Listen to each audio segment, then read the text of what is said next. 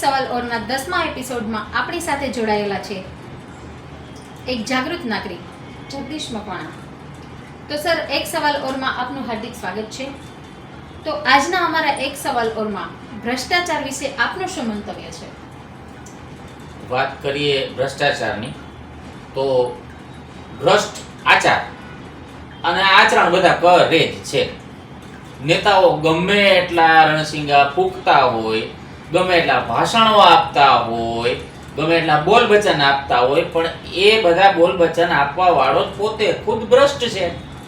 લોકોને ખબર જ છે સાહેબ, તમે માઇકની સામે ગમે એટલું બોલો ને, સામે જે 200 રૂપિયા લઈ અને હાજરી પુરાવા આવ્યા છે ને, એ બધાને ખબર જ છે કે ભ્રષ્ટાચાર તો છે અને રહેવાનો જ છે.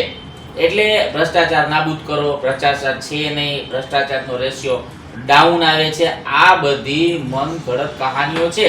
અને જ્યાં જરૂર પડે છે ત્યાં પોતપોતાના સ્વાર્થ માટે આ ડાયલોગને યુઝ કરવામાં આવે છે. બાકી ભ્રષ્ટાચાર છે અને રહેવાનો જ છે. કોઈ પણ ક્ષેત્રમાં, કોઈ પણ ફિલ્ડમાં ભ્રષ્ટાચાર છે એટલે છે.